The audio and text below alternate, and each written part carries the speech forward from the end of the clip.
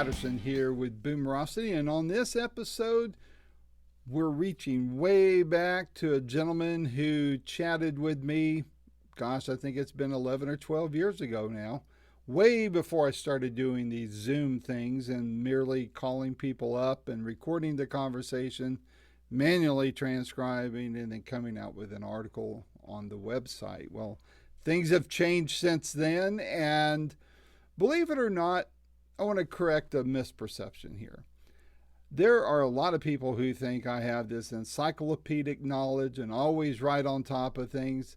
And the short version of my rebuttal to that is it's not true. There's this beautiful thing called the internet that I find out things on. And while I do retain a lot of information, I guess some people think I'm an idiot savant because they call me idiot. I'm kidding. Anyway, but somebody who is an encyclopedia of music knowledge is Billy Vera.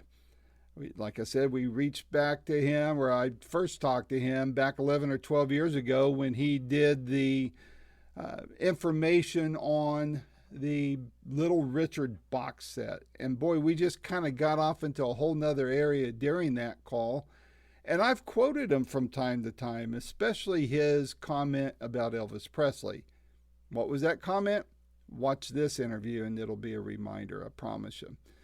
But what I didn't know after that interview, a few years after that interview, Billy wrote his autobiography, and there was a documentary made of him a year after that autobiography came out, and they're both of the same title, which is Billy Vera, Harlem to Hollywood. Excellent book. I have both a hard copy, and because of my detached retina situation, I needed to not read for a period of time, so I also got the audio book, which is Billy's voice, and I strongly recommend that you do like I did, and that's get the hard copy, because I love having the hard copy of a book or an album. But there's something about listening to Billy tell his story in his voice, man. You feel like you're right there. As I say in this interview, there's even a part there where I felt like I was literally having to duck bullets. And if you want to know what that's about, listen to the book. But Billy is a great man, great artist. I think vastly underappreciated. Of course, we all know him from his big hit, This Moment, or At This Moment. People call it both. One of my favorite all-time breakup songs that is out there. But man, he has written so many other songs, big hits for other people that include, for you rockers, Robert Plant, believe it or not. Many others that have recorded his music. Michael Bublé comes to mind for the other end of the musical spectrum. So regardless of your style, the genres that you lean to, I pretty much can bet that Billy's pretty close to one of those genres, and that you might really, really, really like him if you haven't followed him already. Fascinating conversation. I'll warn you, it's a long one, much like this introduction here, but it is fascinating. Billy's sitting at his kitchen table. I'm just sitting here in the super secret Boomerocity man cave, and we're just having a laid back conversation. It was a lot of fun. It goes well over an hour, but it's worth your time and concentration. Let me tell you that. As always, I ask that you hit like if you're enjoying it. If you like what we do here on Boomerocity, please hit that subscribe button on whatever platform you're listening to or watching this on. And please share it with your friends. That helps us out a lot as well, and ask them to like and subscribe as well. So without any further ado, here's my second of what I hope are at least a few more interviews in the future with the great, vastly underappreciated Billy Vera. Until next time, this is Randy Patterson with Boomerocity. Take care.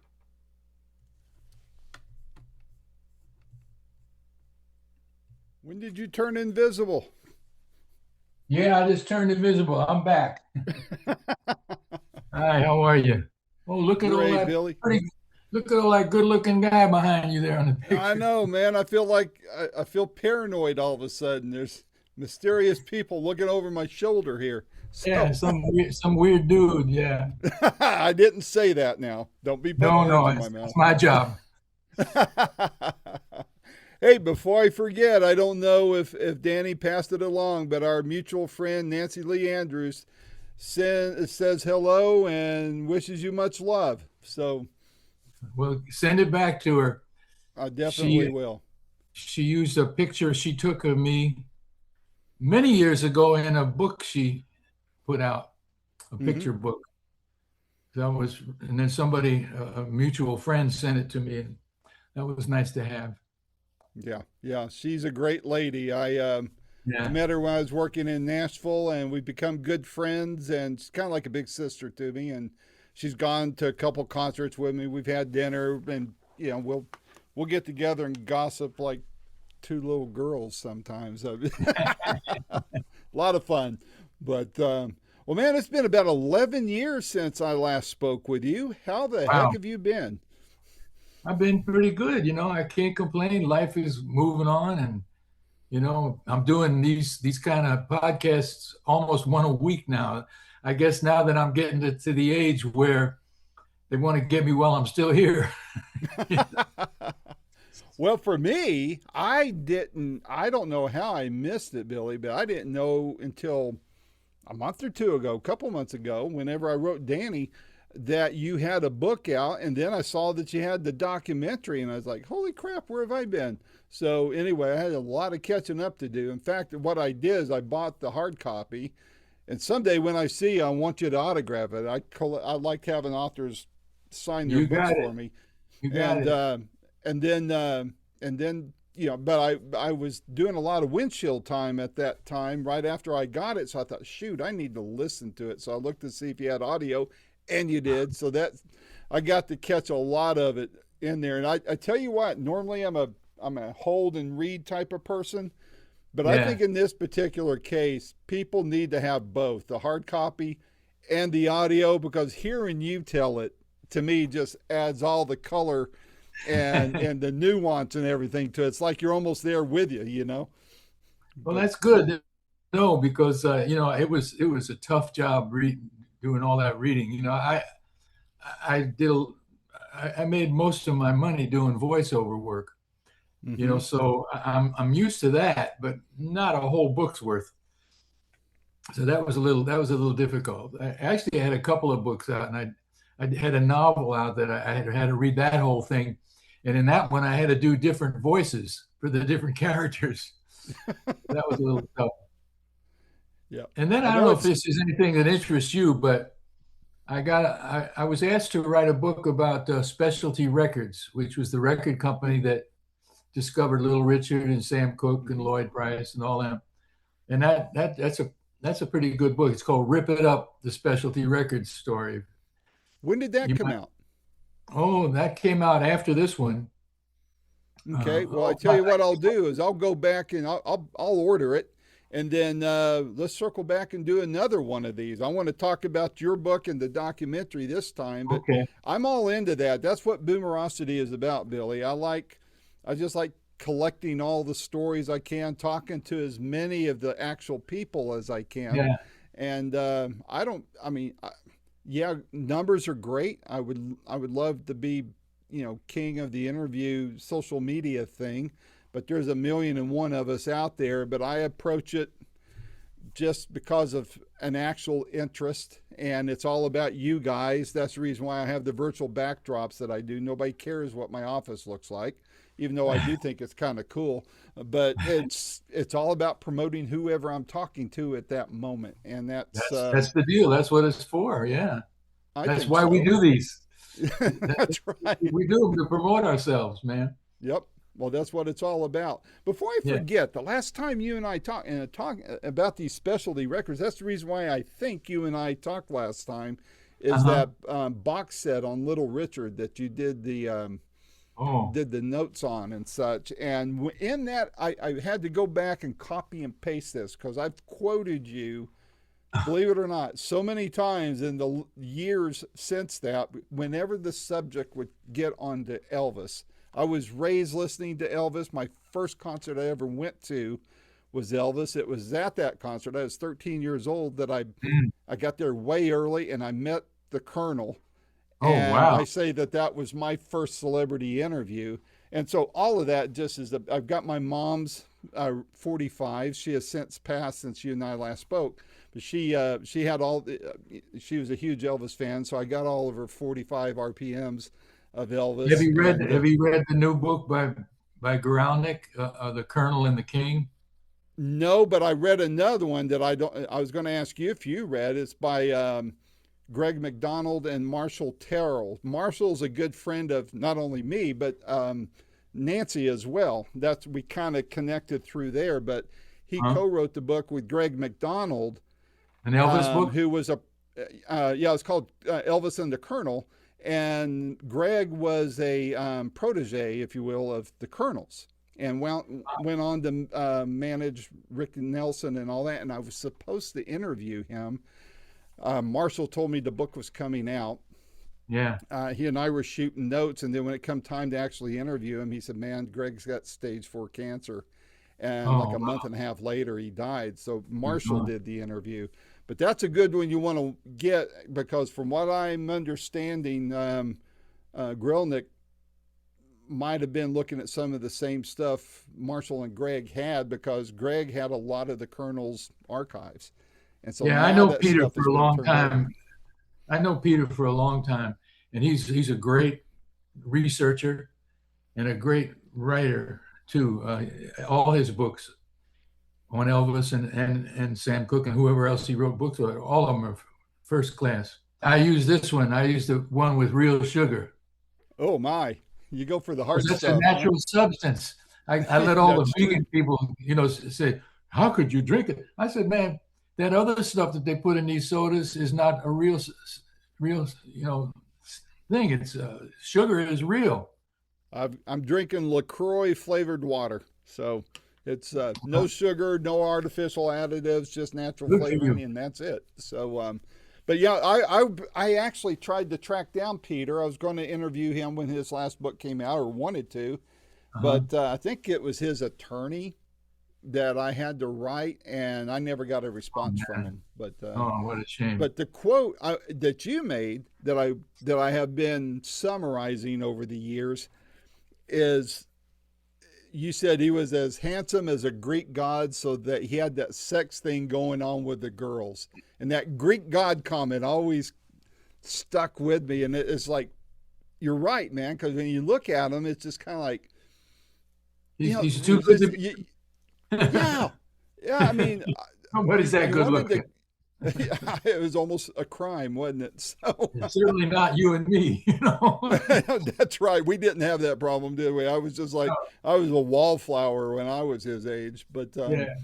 But no, I mean, you nailed it. And one thing I appreciated about you talking with you that last time is just, I just viewed you as a singer who had a phenomenal song that I loved. But then what a historian you are when it comes to music history, especially, the music of our days. And Yeah.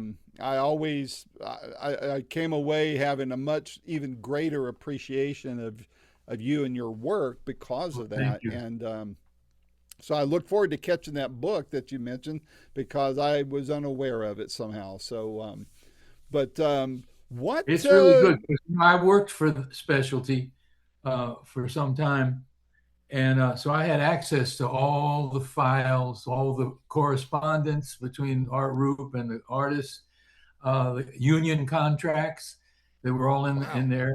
So I know when they recorded, where they recorded, who the musicians were. I mean, so it I'll go. I'll fight any man that questions my authenticity on that subject. No, well, that's what I learned last time. You're a stickler for the details, and reading this book of yours and listening to it, I was not at all surprised at the level of detail you have in that book. I mean, Did you it's get to see the movie? yes, it did. Yes, it did. Okay. And both I thought were good. And the movie was made after the book came out. Is Yeah, that correct? yeah, Yeah. right. So Yeah, was it? and we were fortunate to get some pretty cool people in there. I Yeah. mean, they offered to say, yeah, she did it in her own little home studio, her by herself, and the singer. I believe I've heard it. I'm right here in Yeah, Sevierville, Tennessee. So yeah, I'm in her hometown right now. So, yeah. So she but was nice enough to come on and say a few nice words. yep, yep. Well, it's remarkable the breadth of your career and the songwriting and everybody wants to record, obviously, but songwriting, if you get enough people that loves your work and does a good job at it, it it can keep the coffers from going Well, dry, huh? I'll give you an example. Michael Bublé recorded at this moment. I've been paid so far on 14 million albums. Wow. His version of it. Yeah, that little dude Nice. sold a lot of records, man.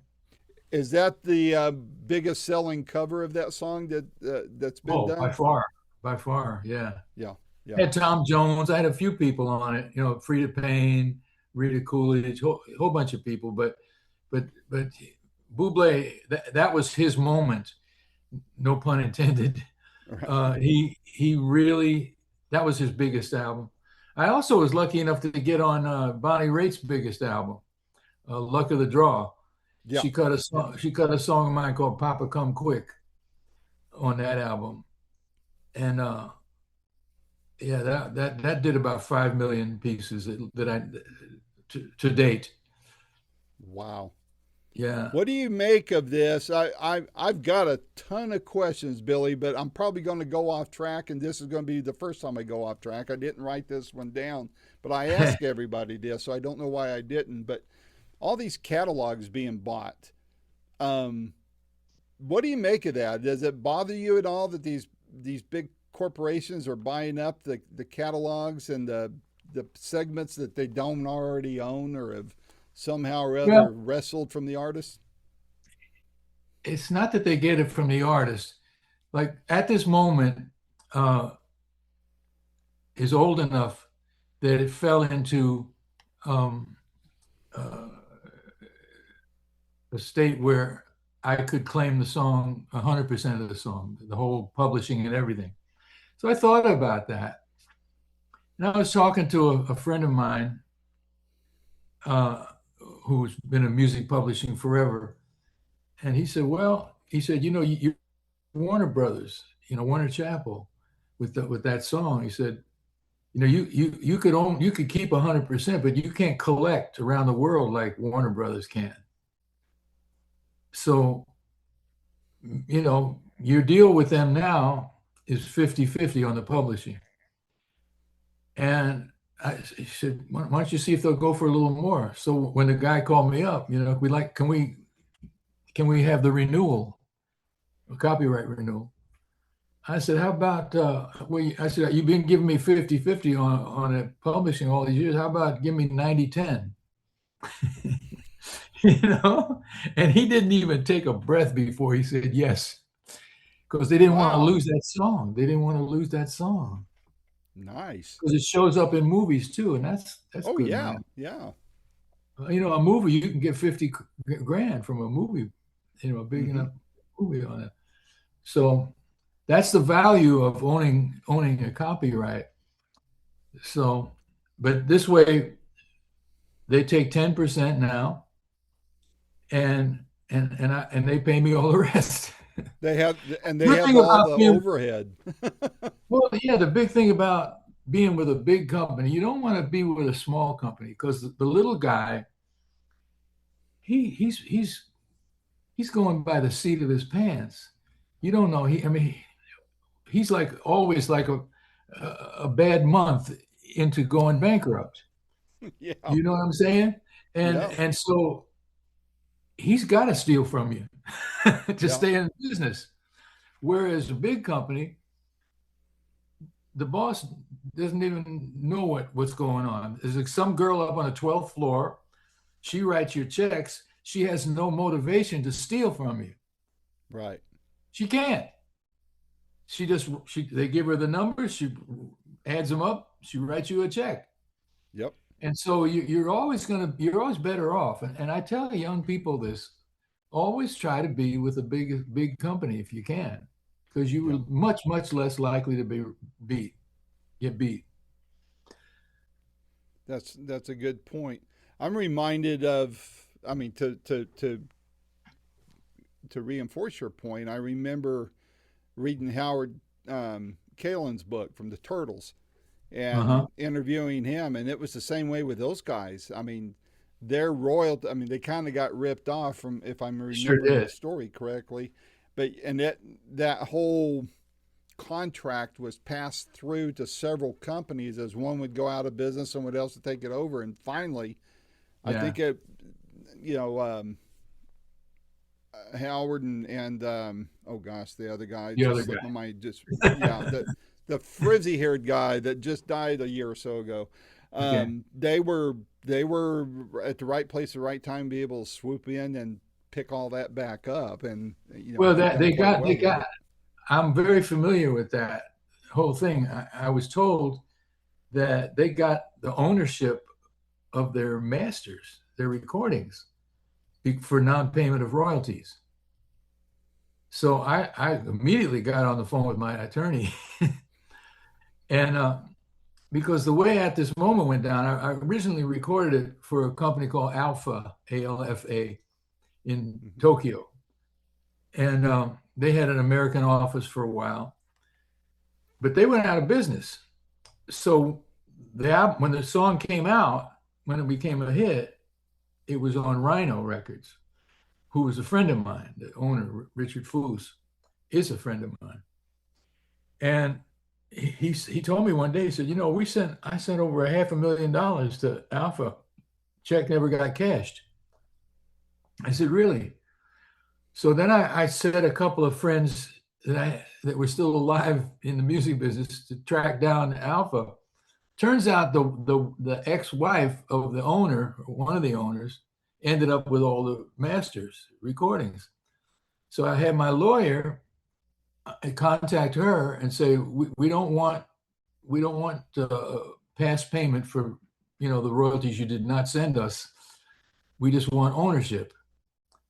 And she was very happy to do that deal. So Mm-hmm. that's how I now own all of my Alpha recordings, Wow. 100%. And then I made a deal with Rhino, who became Shout Factory, to make it simple. I said, you get the deals for me. Anybody wants to reissue it on a oldies compilation or something, they go through you. And so that's the way it's been. Well, You there's know, the I just remembered a detriment. I mean, this was a one off, but probably one of the bad reasons of going with a big company was, which one was it? Their warehouse burned and a lot of masters were lost Universal, in that. Yeah. Universal. Man, how sickening was that? But But that could never have to be happened in regained. a small company too. A fire. Yep, that's true. That's Fire true. knows not. It's indiscriminate. So, Yeah, that's right. well, this book, I mean, I was struck by how, to me, I mean, I don't know you very well at all, but reading it, I mean, it sure comes across as you were probably just as vulnerable and transparent as you could possibly be in writing a book. And I mean, was that tough for you to do? Was it cathartic? How was it going through that process? Well, people had been after me. I tell a lot of stories on stage as well as sing. And people said, man, your stories are so great. Why don't you write a book? I said, oh man, I'm not a big enough name. My attorney hooked me up with a couple of book agents, and they all said, well, you're not a big enough name to nobody's going to put out a Billy Vera book. And I understood that. And then a friend of mine, she made it her mission to get me a publisher. And so she did. And they paid me in advance, a little advance. But I actually wrote the whole book before she went to try to sell it, because I'm also a good editor.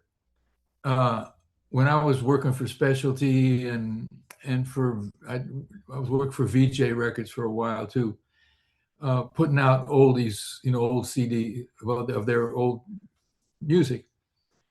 And so if I hired somebody else to do the liner notes, I'd have to correct. And I said, man, it's as much work for me to correct these bad writers as it is to write it myself. I could write it myself quicker. So that's when I started, writing all these liner notes to all these albums and CDs and box sets. So I knew I was good at it, so I did it. And plus the people that they have as fact checkers are a joke. They're 12 years old. Did they work for the news companies too? So yeah. Oh yeah. I mean, nobody, they don't know where to look for facts. Right. They'll Google something and half the time Google is wrong. So or they'll have an agenda as well. I remember when I wrote my novel, one of my friend, passed it around to different publishers to see if anybody was interested, and that they have readers, they have people read, but they're 12 years old. So you get their 12-year-old mentality. So that the criticism written in crayon. Basically, I mean, here's a typical example of the criticism. Well, gee, he doesn't have any gay characters in there in the book. I said, well, who gives a shit? What, I'm going to invent a gay character? I'm not against a gay character, but what happened when I was writing my novel? These characters came to me. It was like they were knocking at my door, saying, "Can I be in your book?" I mean, that's how it came to me, that book. And but I said, man, that's the kind of idiocy that you're working with when you're trying to sell a book. Yeah. And novels are harder to sell than nonfiction. Yep. Nonfiction, at least you got a shot. Yeah. So because other people have an interest in seeing what's in there, Yeah. So yeah. Was it when you were writing the book? Was there any part where you go, maybe I shouldn't include this, or and then you pulled it out, or after it went to be published, you thought, maybe I shouldn't have said whatever. Was there anything like that going on? One thing I remember, I was friends with Angie Dickinson, the actress. Oh yeah.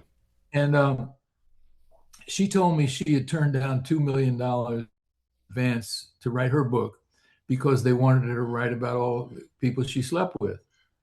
She slept with Sinatra, John Kennedy, I mean, all these people, Burt Bacharach.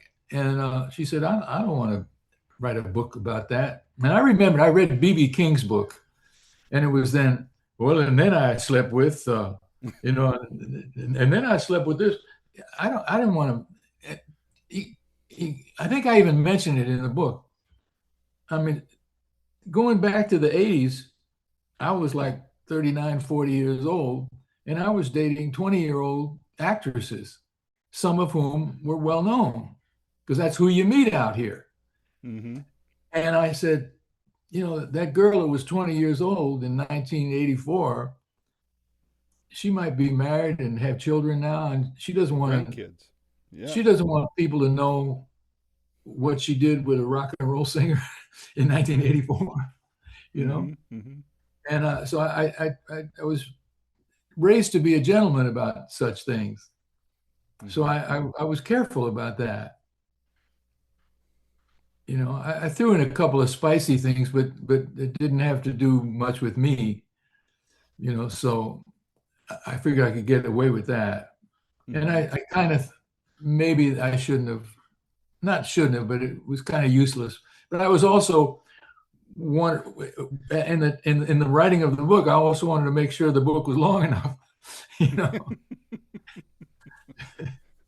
Yeah, you didn't want it to be like a little Cliff Notes looking thing there or something. No, no, Did the I wanted to write a pamphlet. was there anybody disappointed? I mean, I'm not asking for names. I'm just asking for stories here. Was there anybody disappointed that they did not make the book for whatever reason? Nobody complained about that. My, you know, the women in my family were alcoholics. My mother, my sister, my daughter. Uh, my daughter got sober, so I thought I would mention that because I was proud of that Hmm. fact. Well, she lives in Chicago, and she got a little upset. You violated my anonymity, with that by telling that. So no, baby, I was saying that I was proud that you overcame what my mom and my sister never overcame until they died. I said that you should be proud of that. Then I realized why she was mad. I live in Hollywood, in California, a town where everybody overshares. you know, I mean, you go on a first date with a girl and she's telling you about her last abortion. You know what I mean? Mm, It's yeah. it's too much sharing. So I'm used to that, having been here since 1979. Whereas maybe in Chicago they don't overshare as much, and that might have been the source of her disappointment with that. Right. But she got over it eventually. So Well, you mentioned in the book that because of the examples, and it resonated with me because I raised up the same way, and that is that you didn't like what you saw alcohol do to other people, and people have asked me why I don't drink or have never drank alcohol, and it's yeah, part of it was the religious upbringing that had a lot to do with it, but I also had alcoholics on both sides of the family. I mean, heck, being born there in you East Tennessee, I even had a moonshiner or two in the Everybody had family the tree. still in the backyard, right? That's right.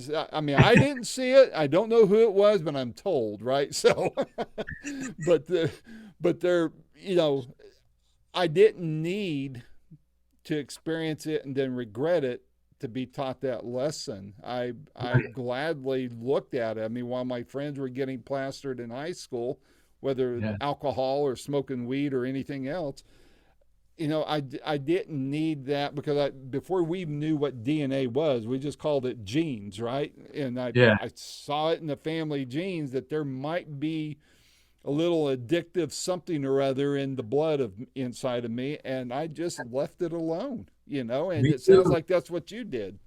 Never touched it. I thought it was stupid. I worked, so I'd see these guys at the bar acting really like. First of all, remember I came of age musically, professionally, just before the Beatles arrived, and before that means before people were smoking pot. Mm-hmm. And almost every night, wherever we played, there was a brawl, like a Hopalong Cassidy movie. I mean, people just chairs flying, people fist flying, and I said, alcohol makes them do that. That's Mm-hmm. stupid. Here's another reason. I'm kind of cheap also. I We saw get that in paid. the documentary. That was funny. That was my ex-wife said that. I saw that. She actually made some of the um, best remarks about me in the book, which surprised me because I always thought that she had no idea what I did for a living. I think she thought I was a gangster or something. I don't know what she. But at any rate, where were we? Sorry, I'm getting old. Me too. I ask a question, then I forget what I asked. So, Yeah, well, if it comes back to you, interrupt me. But you said gangster, and that it reminded me when I was reading your book and watching the documentary, um, of Oh gosh, the guy is Tommy something in the James, Shondells. Tommy Tommy James. James. Thank you. Yeah. Um, I'm 66 and I feel like I have a 90-year-old brain. The He talked about it, and you kind of touched on it in your book and documentary about the mob influence or gangster influence in the entertainment industry in general. And I've often wondered if there still is that, and to what level there is in the entertainment industry today. I don't think so. Generally, I mean, I'm virtually out of the entertainment industry now, but I mean, I play gigs with the band periodically, and but there's not much really going at my age, 82 years old. But there, in those days, there were gangsters in little record companies. The little, remember we talked about the little record company. Mm-hmm. Um, there was one guy, Morris Levy, who owned Roulette Records Mm-hmm. with partners, uh, and he was all mobbed up. I mean, seriously mobbed up. But the clubs we played, like if we played in the city in the Times Square area, excuse me, those were all gangsters who owned those. And oh man, I could tell you stories. One New Year's Eve, well, they tell it in the book and in the movie. Me and Joey D, we were fortunate enough to have Joey have his grandson film him, and he sent us a little tape we could use in the movie. But he owned a club for a while, or he ran a club for a while, and on 46th Street, right after he left the Peppermint Lounge. Um, and so we were booked there on New Year's Eve of 1965. And Joey's band at the time was the Rascals, minus the drummer, a different drummer. So Oh it was wow. Felix, Eddie, and Gene, and this drummer named Rick, blonde kid. And the guy that Dino, the guy that became their drummer, he was working down the street at the Metropole Cafe. Anyway, some guy bumped into Jimmy Gums's pregnant wife and did not say, "I'm sorry." And fists were flying, chairs were flying, tables were flying, guns came out, they were shooting, man, bullets were flying. And luckily there was a door at the back of the stage, and we ran through the back room and went out into the alley. We didn't come back till the next day. You know? Smart move. And the guy didn't want to pay us, of course, you know, but that kind of thing happened. I saw another guy get shot and killed in the club I was working at, you know. Saw a guy get stabbed. I played in clubs. Well, I remember one club in Bridgeport, Connecticut, had chicken wire I in was front going of to the ask band. you if there was any chicken wire on it. Yes, there was. In fact, that night a guy got stabbed right in the middle of the dance floor. He bled all over the place. But that's the Wow. way it was until marijuana came. Another Chilled everybody substance out. that I stayed away from. They didn't fight so much anymore. And by the time I moved to California in 1979, I have never seen a brawl in Los Angeles. Not Wow. once. No, they're all high or something. I don't know. They don't fight out here. Well, you know, you were talking about all this. I didn't write this down, but there was a book that came out a couple years ago. It's slipping the name. The guy lives over the mountain from me, over in North Carolina, I guess it is. He Uh-huh. was an attorney for John Lennon after the Beatles broke up, Okay. because John got himself into some kind of tangle with some record producer who, Oh, wanted that to was do Morris one of. Levy. That was Yeah, Morris Levy. there you go. That was it. He, Yeah. he had recorded. He had written a song that was a little too close to a song that Morris owned, and so to pay Morris back, he had to record an album for Roulette Records and a John Lennon album.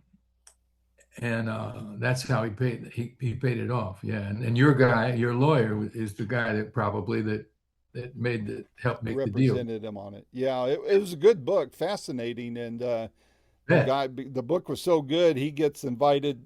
I think he still gets invited to these Beetle Fest type of things that are really good. What do with this, well, because I don't want to have too much going out about I want people to buy your book and watch the documentary. So I kind of dance around some of the stuff you have in Uh-huh. here because I want to drive sales for you. But from your perspective, with everything that we can learn about you and the music industry by reading your book and watching the documentary, what first of all, do you think the music business is broken in any way? And if you were made music czar for the whole world, what would you do to change, if anything, about the music industry?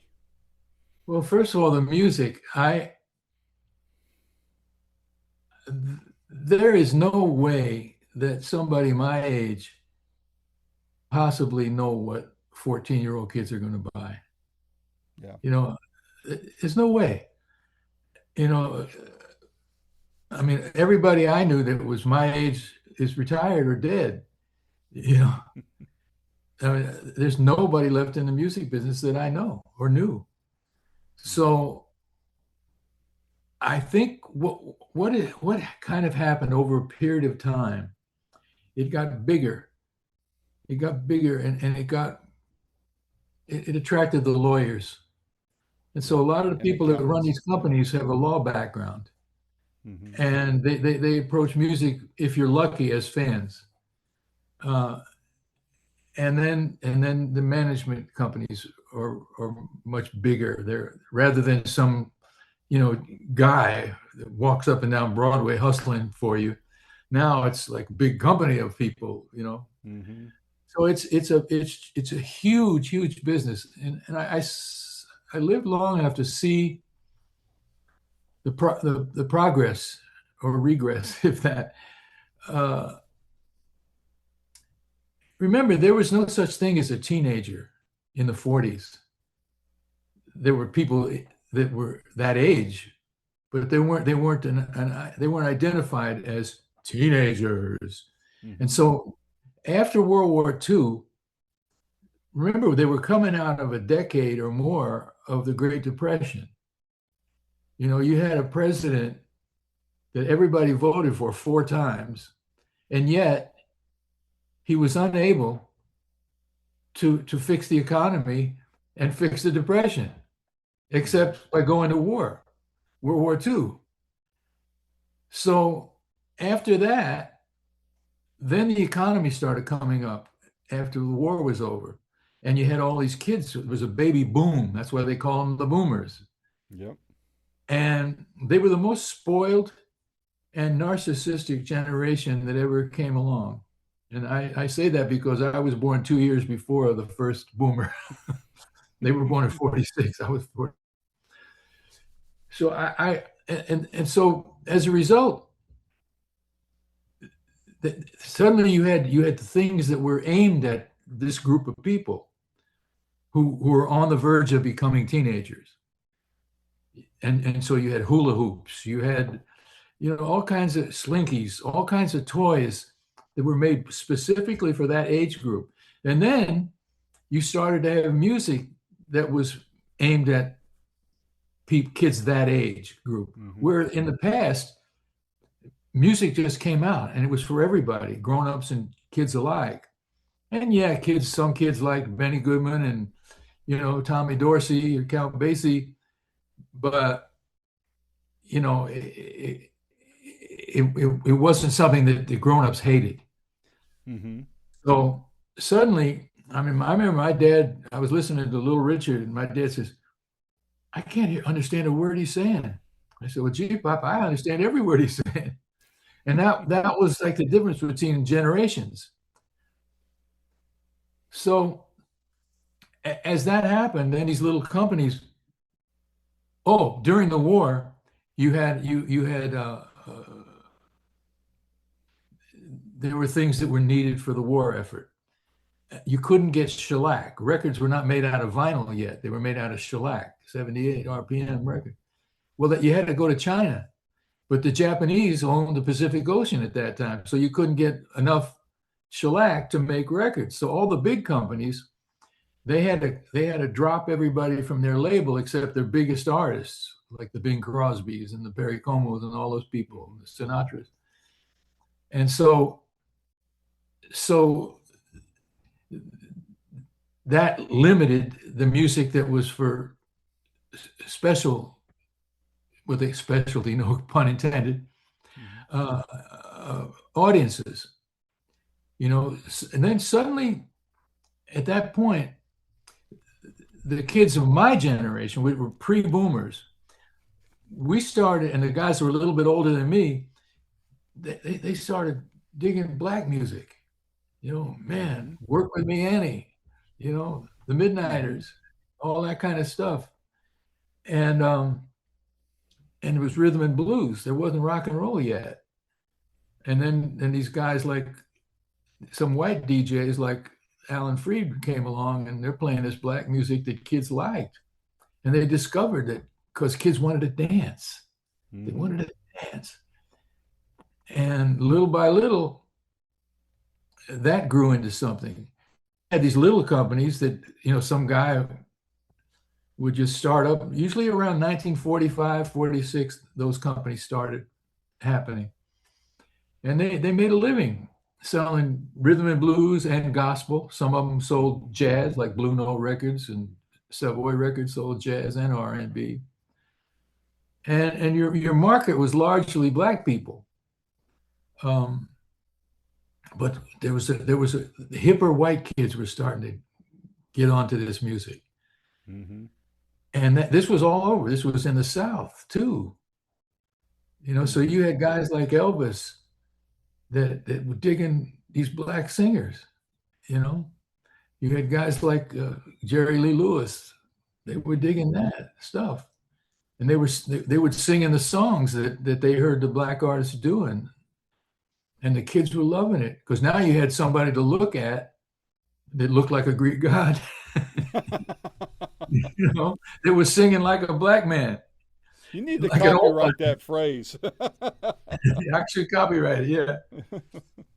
So, I remember the first time I saw him on television, he was on Milton Berle. And it was a perfect example of the generational divide. Elvis comes out, he does his little number, and Berle, who was a consummate showman, vaudevillian, and so Elvis comes out after doing his little number, and Berle starts, he's sensing that this is the new generation. This is taking my audience away.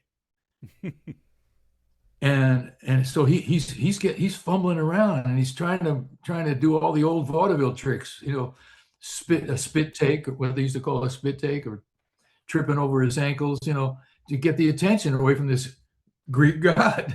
They were standing next to him, who was like the most awkward kid, 22-year-old kid you ever saw in your life. He was awkward, and yet you couldn't take your eyes off of him. And I said, wow. And then he came on. Then the summer replacement for one of the shows was the Dorsey brothers had a show. They did 5 weeks in a row. They put Elvis on, and that was when it all kicked in. Yeah. And then, of course, after that, Ed Sullivan, who had the most popular show on television, he brings Elvis on, and it was all over. It was all over. And everybody had to have their Elvis. Capitol Records signed Gene Vincent, And so it started to grow, and then little by little, some of the cleverest people in the business said there's money to be made off these kids, these teenagers. Yep. And so they would create their version, in many cases a pathetic version, of their own Elvis. Rick Nelson and all that group too. The great thing about Ricky Nelson was, though, he was a good singer. Yeah, and he was. he made great records. I Mm-hmm. mean, you play his records up next to Frankie Avalon and Fabian and even Rydell, who was a good singer. Mm-hmm. I mean, Ricky's records were 10 times better. Well, his Yep. father was a musician, band Yep. leader, Yep. and Ozzy's father and mother, they were vaudevillians too. So Yep. this was a showbiz family, It was you in know. their DNA. Well, and yet, and ironically, James Burton was on that show with Ricky as his guitar player, and then he goes on to play for Elvis. That's So right. I used Burton on a Chip Taylor and I wrote a theme song. We're asked to write a theme song for a sitcom.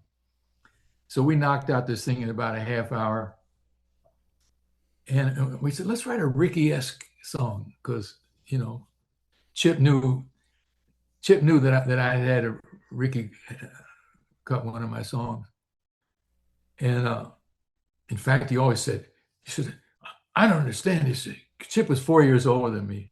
He said, I got to admit, I'm really jealous that you got the Ricky record. I said, why, man? Look what you got. You got Willie Nelson, and he said, yeah, but man, you know how hard it is for a New Yorker to get a Ricky Nelson song. Ricky's out in Hollywood, so you. So anyway, James Burton, of course, was on my song, and then so Chip and I wrote this Ricky-esque kind of theme song for this TV show. So I said, I can't call the guy back, the producer of the show. I can't call him back this soon. He'll think it was some song we had laying around in the trunk for about 6 years. Let's wait a half hour before we call him. So I called the guy. I only got one thing. I said, we got to sing it for you in the men's room for the echo.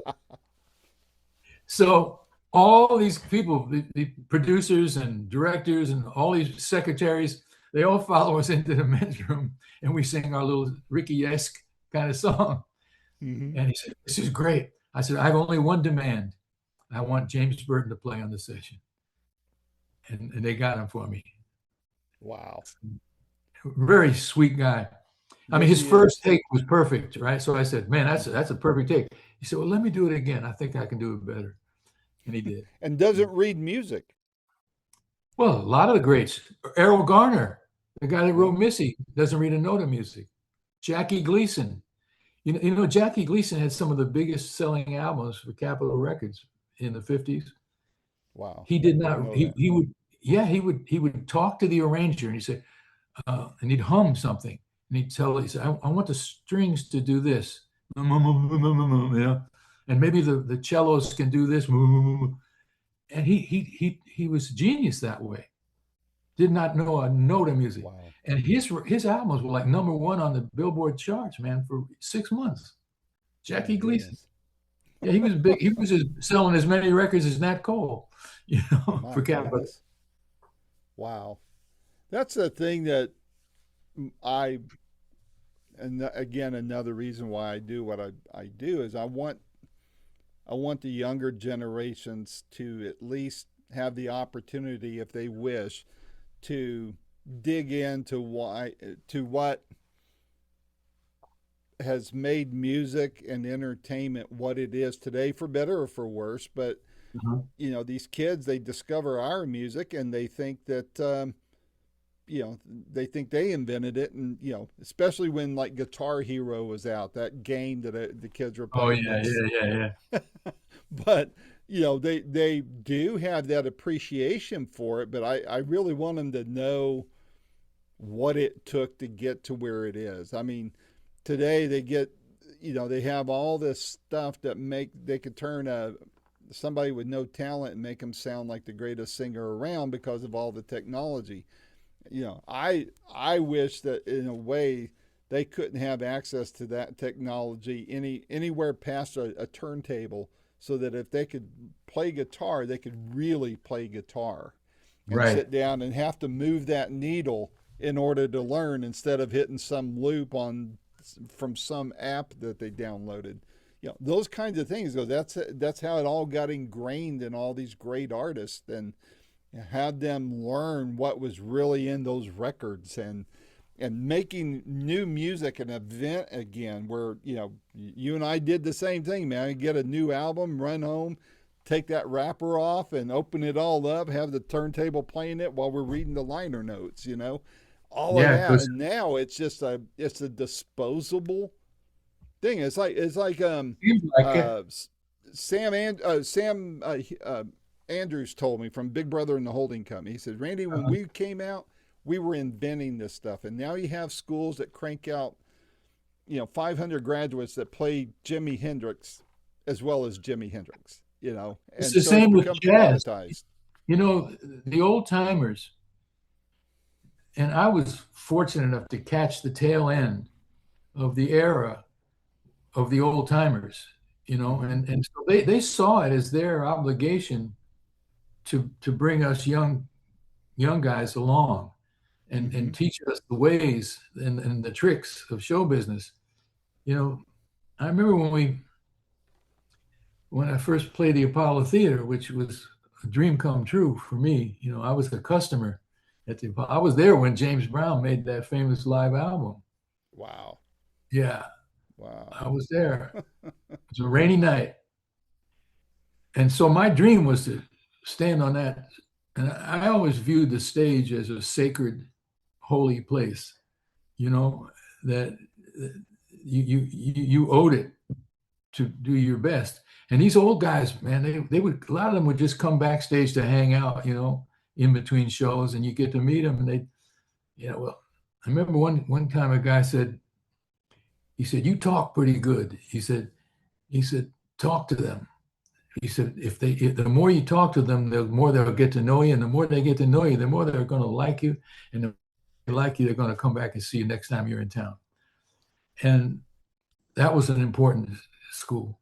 Or like the first time we played the Apollo, nobody had seen our picture, me and Judy Clay. They hadn't seen our picture yet. So nobody knew, and the record was a hit in New York. It was one of those rare records. Usually a record starts out in, whatever, Des Moines or someplace like that. And then it builds up, and then they finally get to New York. This record started in New York. So it was like number one on the black stations, and I think it hit number 3 on the white stations in New York. And we get offered to play the Apollo.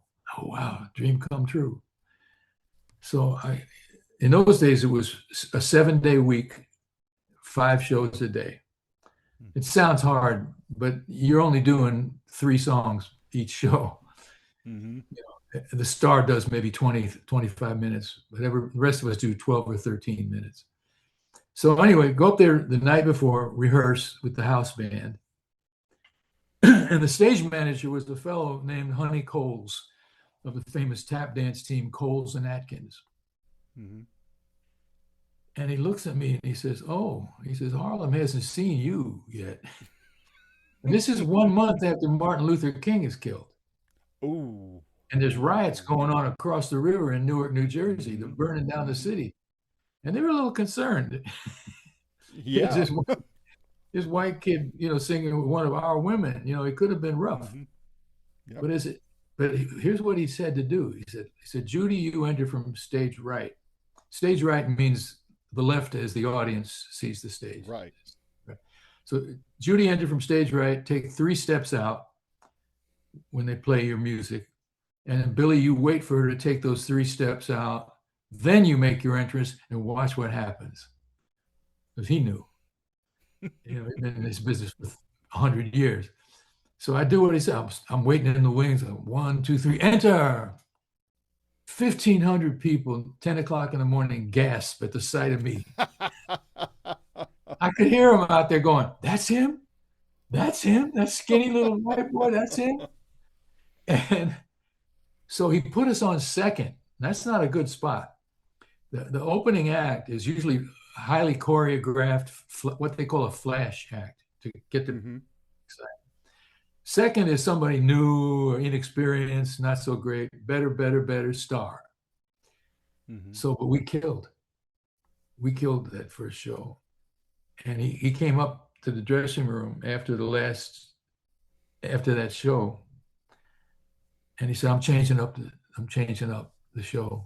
I'm going to put you all on right before the star. He says, because ain't nobody going to follow you two. Because he didn't know if we were any good, but he did by then. He knew how well we went over. And so, that's the kind of stuff you're taught and you learn, and it makes you a better performer. We didn't need any explosions or, 27 dancers up on a stage to come out there because you couldn't sing. Wow. Well, it's yeah, the world has changed a lot, and it's in some ways I think it's for the better. Some ways it's Yeah, the big stars today make insane amounts of money. We didn't make that kind of money back then. it's like And the even athletes today. same deal, same deal. Yeah. I mean, those athletes used to double up in the same hotel room with each other on the road. You know, New York Yankees, so today they own the hotel. Yeah, and a jet to fly to it, and that's Yeah. that's crazy. Like a Taylor Swift or somebody. But Can you it's imagine it that girl is the biggest selling star of all time? blows my mind. Who Blows would my have mind. thunk it? She's okay. Yeah, I mean, she obviously gives little girls something that they want to listen to, so yeah, there's a value in that yeah. economically. I sure wish you'd cut one of my songs. Well, Taylor, if you're listening to this, you've heard the man. Help him out here. I got a couple for you, Taylor. You never know. Stranger things have happened. Really strange things have happened. I interviewed a guy who was a family friend. I was born out here in East Tennessee, but I grew up in Phoenix.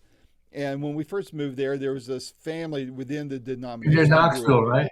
You did Knoxville. I'm just outside of Knoxville. I'm up in Sevierville in the Smoky Mountains. You know who came from Knoxville?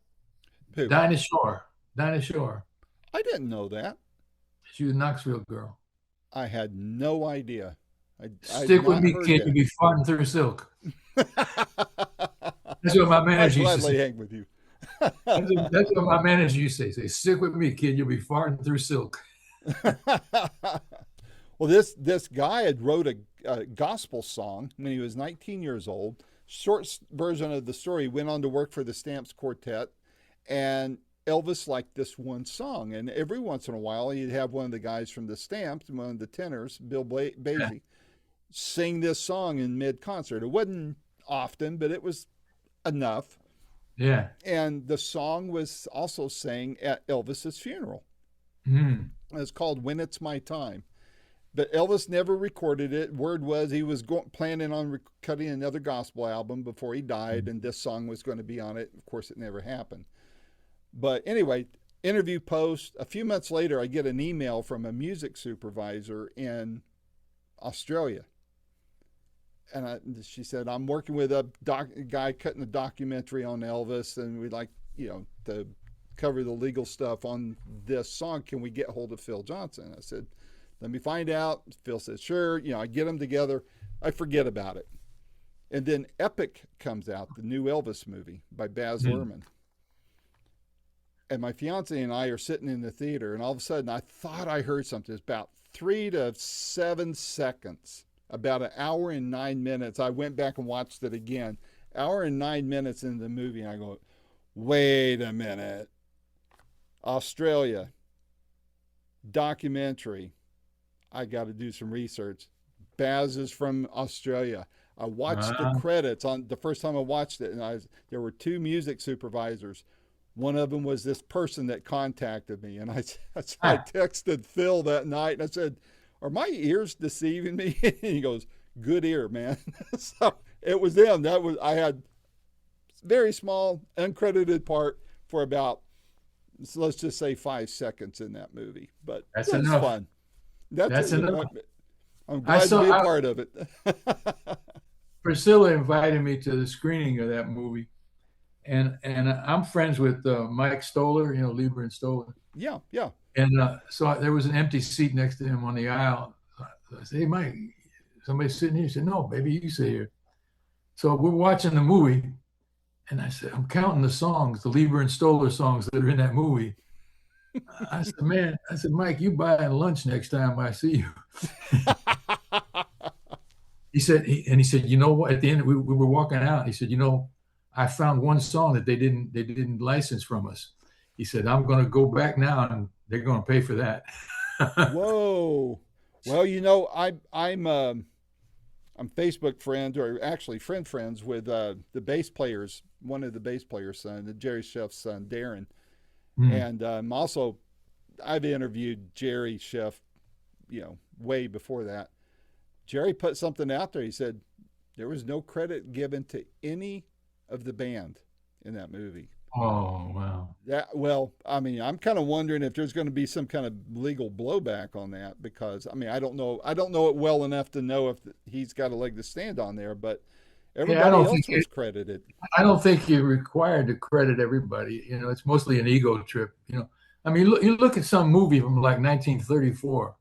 How many credits are there in there? Five. Think about 4 seconds to go through all the credits. But Well, now, even albums weren't all credited correctly way back then either. A lot of especially artists, a lot of musicians weren't credited for a long only time. only jazz albums in those days. Oh, I didn't know. Okay, cool. Jazz albums, because jazz fans were interested in who the musicians were. The rock and roll fans didn't care. They really. I did. I liked reading the liner notes, man. Too. Listen, I'm an information junkie, and like you, it sounds like, and man, I grew up buying 45s. I didn't even have money for albums, but I would scour those little labels. Oh, who's the songwriter? Oh, who's the publisher? Oh, who's the band leader? I want to know everything. The feeling. Mm-hmm. You crave that information. Yep. And then you start connecting dots. Oh, they played on this, and that Exactly. You mentioned Stoller. I would love to talk to him and just let him. Actually, I like to listen to him. I like to set one of these up and just let him go too, because I'm sure he's got a few stories himself, huh? He's great. Yeah, he's great. His partner, who's died, Jerry Lieber, had him on I did a radio show. I still do a radio show, but a different one. Back in the 80s, I did a radio show, and in those days, all these guys were still alive, and I could get guests.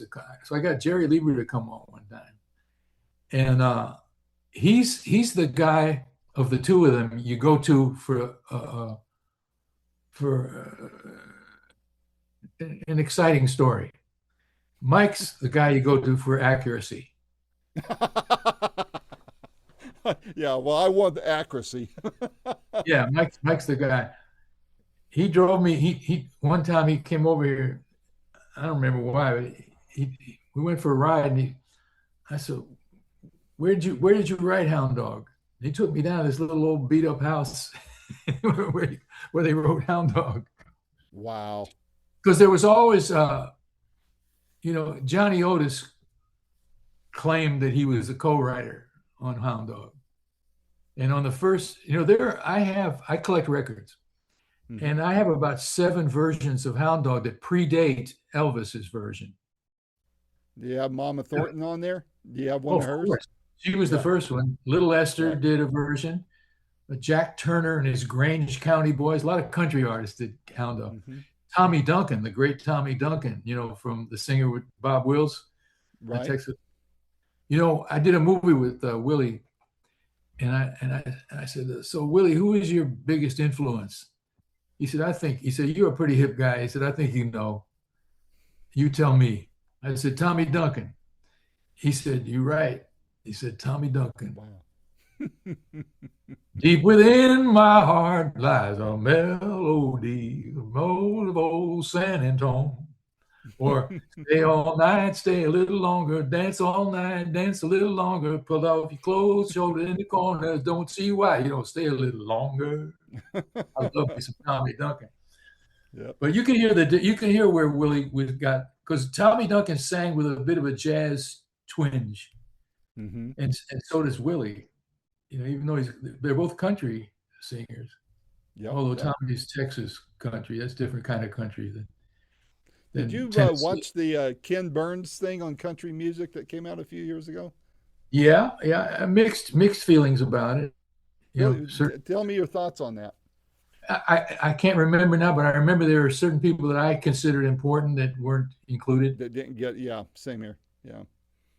That always kind of bugs me. You know, it's like, don't you take this stuff seriously, man? You know, Well, it's a long documentary. He probably there was was thinking time back. to put everybody in there. You know, Yeah. I bought it. I've got the DVD set so I can oh, watch it cool. again.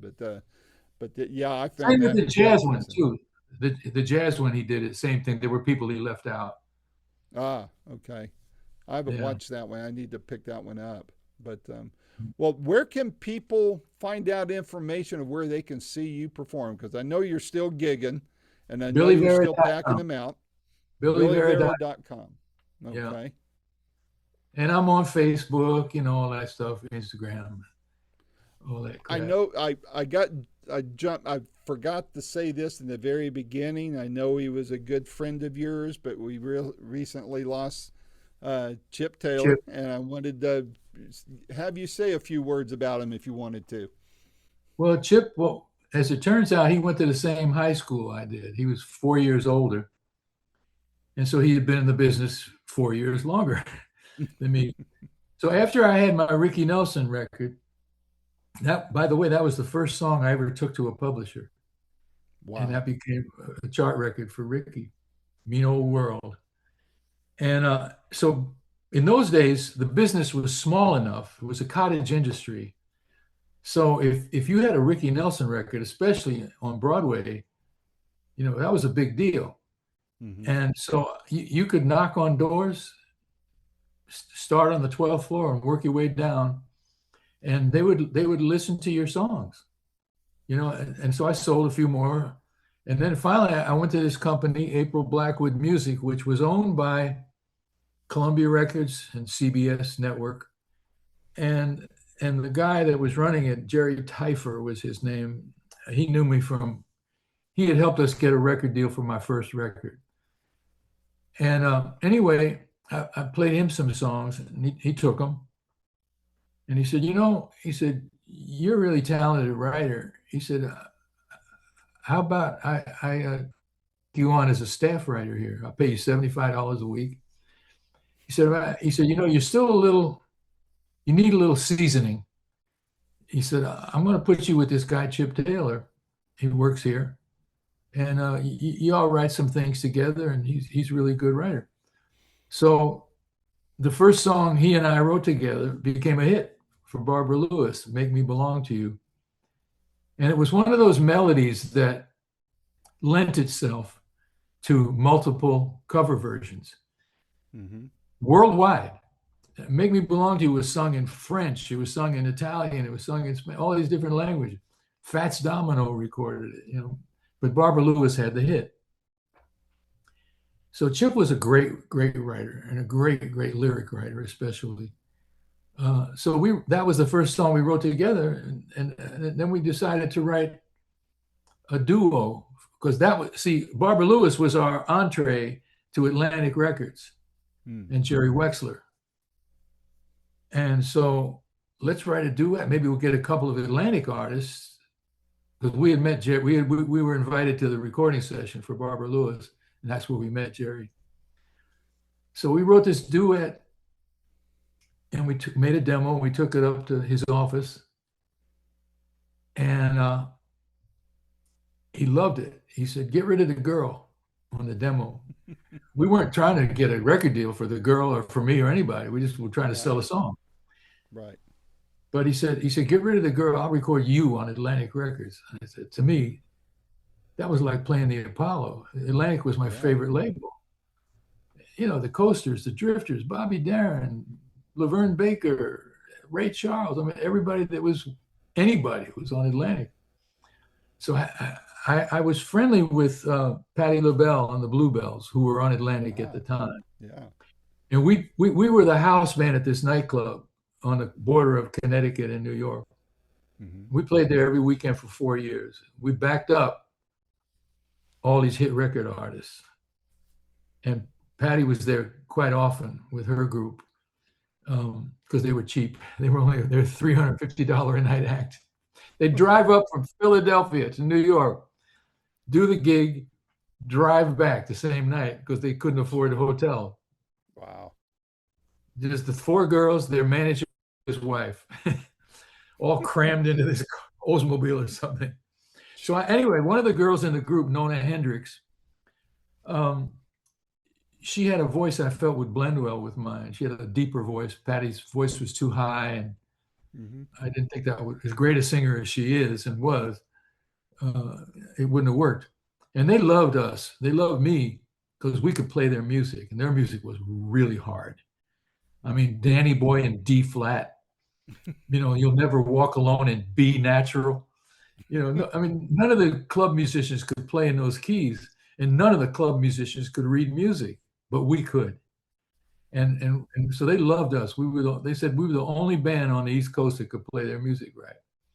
So I called Nona in Philadelphia. I said, "Hey, you're on Atlantic. I got a chance to be on Atlantic.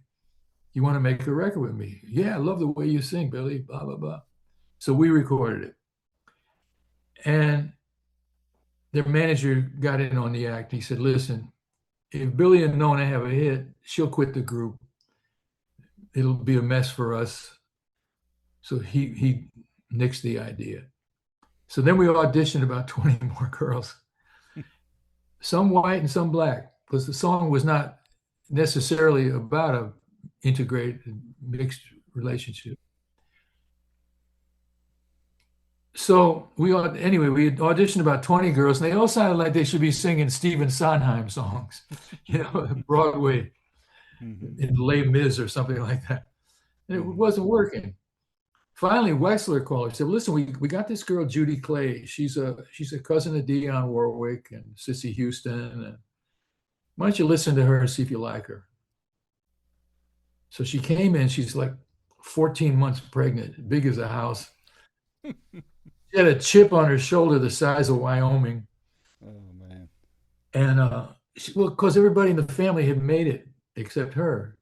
Dionne made it. Dee Dee Warwick made it. Cissy Houston was doing great with the Sweet Inspiration. Judy had made records but hadn't broken through yet. So after she left, they said, "Man, what you think? She sings great, but you think you can handle that attitude?" I said, "Man, I got a sister like that. I can handle Judy Clay." And we became good friends. So that's how that happened. And so meanwhile, Chip mentored me in songwriting, made me a better songwriter. He said, "Remember, a song is like a short story. It must have a beginning, a middle, and an end." Because around that time, by now it's the Beatles and all that. And people are writing lyrics that don't mean anything, like flowery kind of poetic stuff that meant nothing to me. I like a good story, whether it's a comedy song or whether it's a serious, sad love song. When you become a staff songwriter, you're a professional writer. You write songs to order. Like the boss came in one day and said, "Man, Chuck Jackson's getting ready to record. Why don't you write something for him?" I said, "Okay, I love Chuck Jackson. Love him any day now. I Don't Want to Cry. Great, great singer. But he's been kind of lazy lately. His songs starting to sound his singing is a little tepid. Maybe what can I write that'll make him kick his ass? Make him preach. And at the time I was listening to a blues song by Little Junior Parker, called Driving Wheel. And in the middle of Driving Wheel, he breaks down and he preaches. He stops the music and he preaches. And I said, maybe I could use that device in this song I'm writing for Chuck. I mean, I could just hear Chuck preaching his butt off, man, you know. But he didn't record it. So then my boss took it to Epic Records, and they had this new group, the Remains from New England, and they loved the song. They recorded it, and not my idea of what the song was supposed to be like, because these guys were white. They were super white rock band. And I said, well, but I love what they did with the song. It could be a hit. It went to like number 101 or something like that, you know. The end. So I thought. Mm-hmm. So about a year or two later, in my record collecting, which also always grows when I'm not being successful, you know. So I was down in, you know the feeling. So I'm down in Greenwich Village, at Village Oldies, and I'm going through the bins, and the guy behind the counter, he approaches me and he recognized me. He said, you know, I know where there's a whole stash of your albums, your Atlantic albums, for like 69 cents. You know, I said, tell me where. I'll sell them in the club for $1 a piece, you know, make some money. And he said, by the way, he said, I a song of yours on an album I compiled called Nuggets. So don't get excited. It didn't sell much. He said, but he said, everybody in my crowd, his name is Lenny Kaye, and Lenny became Patti Smith's guitar player. Mm-hmm. So he had made this album Nuggets, which became a legendary album. And in his words, he said, my song Don't Look Back that I wrote for Chuck Jackson, which was recorded by the Remains, became this legendary song in his crowd. Wow. I said, wow, that's pretty cool. You know, it's a different audience for me. Mm-hmm. The Remains ain't playing the Apollo. You know? And so yeah, cut to 20 years later, I got at this moment, #1 record in the country, phone rings. Hi, my name's whatever. I'm Cyndi Lauper's husband. She just recorded a song of yours called Don't Look Back. I said, really? Yeah. She said, yeah, she wants to make a duet out of it with Joan Jett. I said, wow, that could sell some records. Don't Look Back. Wow, that could be cool. So ended up, it didn't make it to the album. And then one day I get a CD, a promo CD with 4 songs on it for Robert Plant's forthcoming album. Don't Look Back is on the promo CD. The album comes out, the song's not on the album. Oh, man. This is like, now I'm starting to think the song has the Malocchio on it. You know, it's jinxed. Yeah. You know, this bad song juju. Bad juju on that record, yeah. So now another 20 years. Now the song's 40 years old. Rhino puts out an expanded version, a 5-disc version of Nuggets using it. Don't Look Back. Within 6 months, they put out a Robert Plant box set, including Don't Look Back.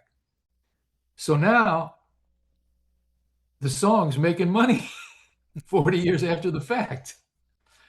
And so about 2 years ago, Lenny did a 50th anniversary of the Nuggets album. Mm-hmm. And he did it at a series of theaters around. And when he did it in LA, he said, I can't get the Remains to come back together to do Don't Look Back. And everybody wants to hear it. Would you be willing to sing it? Would I? Of course, yeah. Meanwhile, I had finally recorded the song myself. You can hear it on YouTube. You can also hear the demo to Don't Look Back on YouTube. So anyway, I said, well, that'd be cool, Lenny. I said, would you mind? I know you got a lot of acts on the show, but would you mind if I told the story about Don't Look Back and how it came to be? I said, please do. He said, that's great. So I went there, and you know, the next day, the Hollywood Reporter, the newspaper, they wrote about the show because it was a great show, this sellout house. But who got the most space in the paper? Your boy. Wow. Way to Yeah, go. we killed him, man. So that song has become uh, legendary to a different audience than I usually play to. Hmm. You know, the guy that wrote At This Moment wrote Don't Look Back. What they don't realize is that professional songwriters, we have to learn how to write in different idioms, different genres. Hmm. Hmm. The more genres you can write in, the greater the chance you're going to get some. You know, if your boss comes in and says, write something for Tony Bennett, you got to listen to Tony Bennett records and figure Yep. out what he would like to sing, what kind of subject matter he liked, what kind of melodies he's capable. Hmm. Perfect example. When I was a Shirel's guitar player for a couple of years, and you know, she had a range of about this, not many notes. Beautiful voice, a wonderful, memorable, recognizable, lovely voice, but she didn't have Patti LaBelle's range. Right. So that's all right. She didn't need to because she had her thing. And that's another important thing that the old timers always would say, you know, find out who you are and be that. Be Hmm. you. He said, and always remember, if you ain't different, you ain't shit. That's right. That's If right. you ain't different, you ain't shit. And Shirley was different. So I'd write a song from a girl point of view for a voice that can only sing this many notes. And she was great at that. You don't need to be the great Patti LaBelle. You don't need to be Aretha Franklin to be great. Hmm. You know, so if you're writing for Patti or for Aretha, you can really write a lot of high and low notes because they Got can more do that. paper to write on. Yeah, buddy. That's right. That's cool. These are the kinds of stories I love, and I sure appreciate you taking the time to share some. I know you got tons more, and I because I read a lot of them in your book and listened to them on the audio book and heard them on the documentary, and I'll love to Well, talk to them. you know, I wish I had the breadth of people that I had in the '80s that were still alive. Yeah, Man, I had people that are long dead now. You know, yeah. I, Johnny Otis, I had Herb Abramson, one of the founders of Atlantic Records. He was a great wealth of information. I had Jerry Lieber. There's all kinds of people, you know, that were great. That I wish I could get them now, Yeah. you know, but they're all gone. I had little Jimmy Scott singing in the studio with me Oh because wow. I did it at a radio station, and there was two adjoining studios with glass in between. Right. And the other studio, they had a beautiful Steinway piano. Mm. So I had Charles Brown singing. In fact, we were able to use some of that after Charles died. We were able to get in touch with the estate, and I was able to put out an album of just Charles Brown at the piano, alone at the piano. Hmm. As I wrote in my notes, here is Charles without the encumbrance of musicians. That's funny. Now, where's your radio? You said you're still doing a radio program, Yeah, and we can listen to that kind of stuff on the internet now. So, what yeah. station is it, and the call letters, and we'll track it down and try to catch It's your you, show. you want to write it down? Here, you write it down. I'll give you the link. Okay. Ready? Yeah. Hold on. Let me get that. I put my. Where did my pen? Oh, there it is. Disappeared. Okay, give it to Yeah. me. Jazz 88 dot Jazz. Okay. jazz 88 dot org Okay. slash, and then S as in Sam, N as in nothing, uh, F and F, two F's as in Frank. Okay. SNFF like Saturday Night Fish Fry. Right. Okay. And Jazz 88. jazz88.org, and it's on every Saturday night, uh, 9 o'clock your time, Eastern. But it's in the archives, and they've got about 100 of my shows all archived in there. Oh, And I cool. play. What they asked me to do was, they called me up about 3 years ago. They said, you know a lot about this stuff. Would you like to do a jump blues show? Louis Jordan and that stuff. I said, well, yeah, but other people are already doing that. I said, I have an idea. Let me run it by you. Well, tell me what you think. I said, suppose you and I, it's 1949, and we walk into a black restaurant or bar, and what's on the jukebox? It's not just jump blues. You're also going to hear some Charlie Parker or Lester Young, or Ben Webster. You're going to hear jazz. You're going to hear Dinah Washington. You're going to hear Billie Holiday. In addition to the Louis Jordans and the Joe Liggins and the Roy Browns and the Wynonie Harrises and all that. Because Black people didn't differentiate between jazz and blues and rhythm and blues. They were less of a monolithic audience. The same guy might be listening to Charlie Parker and then want to listen to Wynonie Harris. And that's the kind of show I want to present. That's the way radio used to be. You get all these varieties. It just, I wish it was back to that way. I really do.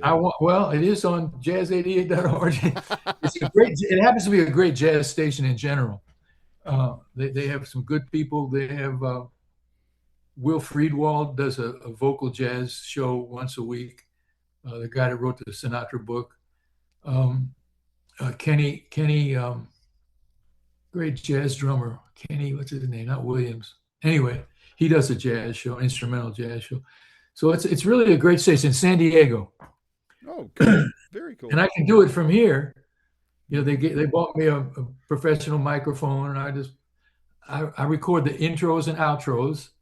I make the list of songs, and the guy himself, the program director, is a brilliant guy. He can find anything I ask for. I don't think there's anything in the 3 years I've been doing the show that he hasn't been able to find for me. I don't have to record the song, so I can record 4 2-hour shows in an hour and a half. Nice. Yeah, and they pay me, dude. All right. I want a gig like yours, man. They pay me a big $200 per show, Well, I mean, the wealth of information you are. I mean, it's an investment in listeners' time that they get a return on because of what they learn from it. And the people that like the show don't like it; they love it. Yeah. So, but because they can't get it anywhere else. There you go. You can get a doo-wop show. You can get now Sirius, you get an all Frank Sinatra channel. Mm-hmm. All Elvis, whatever. Beatles, whatever. Yeah. Yep. So, but Billy, this is a lot of fun, man. I hope we can do it again sometime soon. And like I said, if there's anything I could do to help, please reach out to me. I'll shoot you a note here in a little bit, just so we can have each other's emails in our computers and such, and in our phones, and then we'll stay in touch that way as well. But if I can ever be of any help, please reach out to me. I'd love to help you out any way I can. Thank you. I appreciate that. And just so you know, you are definitely up at the top of the list of guys who are good interviewers. Oh, well, thank you. Coming from you, that's a big compliment. Listen, thank you. I can make it work with a bad interviewer. Did you do it this time? Not at all. Not at all. Because thank you very much. But if they ask a lot of dumb questions, because I always tell them, I said, make sure you look at my Wikipedia at the very least. If you really want to know something, get my book. Watch the movie. So you ask intelligent questions. And you'd be surprised how little some people know, and are not willing to do the work. Right. But you did. That's why I told Danny. That's why I told Danny when I first reached out to him. I said, I just got the book. I need some time to read it. And right after I ordered the book, I got a detached retina. And so Oh, I had wow. to have emergency eye surgery. It's still Ah, healing, all that stuff. But I didn't let. That's why another reason why I got the audio book, because I thought, man, because I wasn't supposed to read for a period of time, this, that, and the other, and I was like, nope, I got to get through this. well, I don't want to drag things out. So, I can't tell you how happy I am to know that you liked the audio version. oh You yeah, know, very because I much was so. I was so tired by it. I mean, I did it over a period of days, weeks even, Mm-hmm. but I was worried about it that it was No, good enough. no, I think the way you did it, like I told you at the beginning of this call, you for me, and I don't listen to a lot of audiobooks, but in this, and I listened to some that I just had to quit listening to. I went back to the hardcover, Yeah, but yeah, in yours, I felt like, to me, you're getting more of the flavor of what your life was like, and great, hearing it great. in your voice, especially, and how you got into it, and especially when you were telling the gangster stories in the clubs and all that kind of stuff. I mean, I felt like I had to duck bullets, and there was no sound effects, so. Good. But it was a great job, man. You did great on that book and great on the audio, and I think people would love it if they take the time That's to good to check them know. out. You know, So next time I plug the book on Facebook, I'll remember to mention check out the audio version. I think it's free, right? The audio version. if you subscribe to Audible through Uh, Amazon, okay. it's on there. But I think it's part of the subscription. You get to listen to 2 or 3 books, and Yeah. I actually just downloaded it, paid for it, and got the What a paid man. copy on it. What a So, pal. well, I wanted to make sure I had every right to listen to it as slowly as I wanted to or as quickly as I wanted to, and nobody could take it from me, right? So, And you go back and but say, what did he say? And you go back. that I did Did that he a couple really times. I say was like, that? wait. Yeah, Oh there was a man. couple of them on there that I was like, oh, okay. Yeah, I've been known to talk like a sailor sometimes. Nah, but hey, it was your life, man. And to me, I just think that you got Got to to be keep it real. real. Got to That's keep it. it real, buddy. You know. I totally agree. Well, Yeah. well, Billy, I appreciate this. Thanks so much for your generous time here, and My pleasure. we'll be in touch. We'll definitely be in touch. Sounds Take good, care and man. stay healthy. Okay. I'm doing my best. Well, I lost about 35 pounds, man. I was getting How'd up you there. do it? Because I need to do the same thing. So, Well, here's what I did. For the first time in my whole career, I got laryngitis about a year ago. whoa. Laryngitis. Doctor wouldn't let me talk for a month. And I said, in the meantime, I started to eat soup every third day. So I cut down from lunch and dinner to lunch or dinner. Ah, See, lunch or dinner, and then one every third day I would get this Rao's soup. You ever get that? no, but Good. I'm going to check it out. RAO apostrophe S, man. Go on Amazon. It's badass soup, brother. It's really good, really Italian, man. So anyway, I would do that every third day, and little by little the weight came down, and Wow. uh, and now, man, I had just I had bought about a year and a half ago. I bought the first custom made suit I had bought in like 30 years, and it was perfectly fit. And now it's like hanging on me. Wear it as a badge of honor, though. Well, try to see if you can get yourself to do lunch or dinner. I'm Oh, going to here's do what my that. doctor told me too. He said it's good for you to be bad one day a week. That way, that's a reward.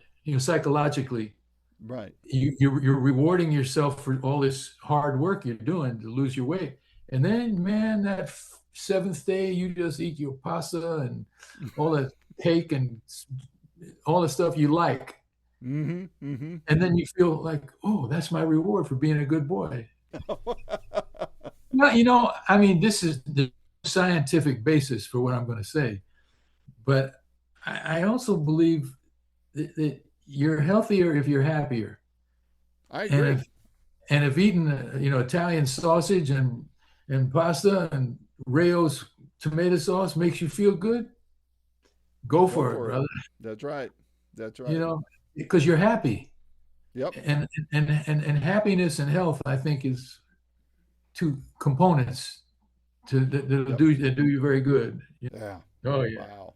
You're making me hungry. I'm gonna have to go eat. I'm gonna go Oh, see Rod Stewart tonight.